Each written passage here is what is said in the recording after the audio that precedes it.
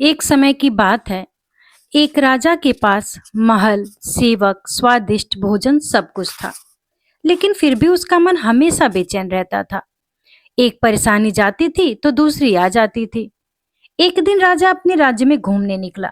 रास्ते में उसे एक संत की छोटी सी कुटिया दिखाई दी। राजा उनके पास गए।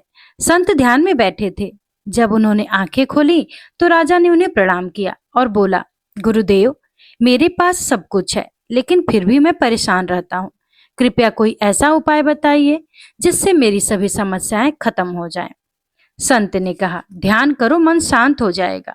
राजा ने आंखें बंद की, लेकिन दिमाग में बहुत सारी बातें घूमती रही। उसने कहा, गुरुदेव, मेरे लिए ध्यान करना बहुत कठिन है। संत मुस्कुराए और बोले, कोई बात नहीं, चलो बाग में टहलते हैं। वे बाग में पहुंचे। राजा का हाथ गलती से एक कांटेदार पौधे से छू गया और उसे कांटा चुभ गया।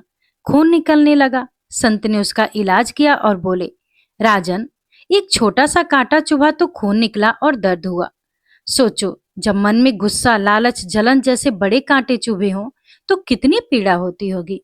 संत ने आगे कहा, जब तक मन से ये कांटे नहीं निकलते, शांति नहीं मिल सकती। इन्हें छोड़ दो, तभी जीवन में सच्चा सुख आएगा।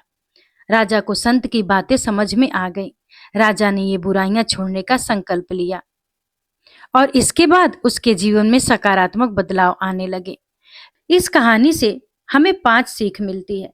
बाहरी सुख सीमित है, आंतरिक शांति अनंत है। राजा की तरह आज के जीवन में भी हमारे पास सुविधाएं हो सकती हैं, लेकिन जब तक मन में बेचैनी है, संतोष नहीं है, तब तक खुशी अधूरी रहती है। दूसरा, ध्यान केवल आंखें बंद करने का नाम नहीं। शुरुआत में ध्यान कठिन लग सकता है, जैसे राजा को लगा, लेकिन धीरे धीरे ये मन के कांटों को निकालने का एक सशक्त माध्यम बनता है। ध्यान से लालच, क्रोध जैसी बुराइयां दूर हो सकती हैं।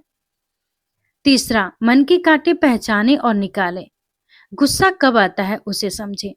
लालच किस चीज के लिए है? क्या वह वाकई जरूरी है? किससे जलन होती है और क्यों?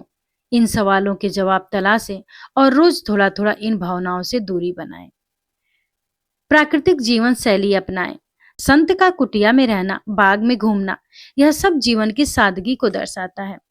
शांति के लिए हमें भी रोजमर्रा की जिंदगी में थोड़ा समय प्रकृति के साथ बिताना चाहिए। समस्याओं का समाधान बाहर नहीं, भीतर है।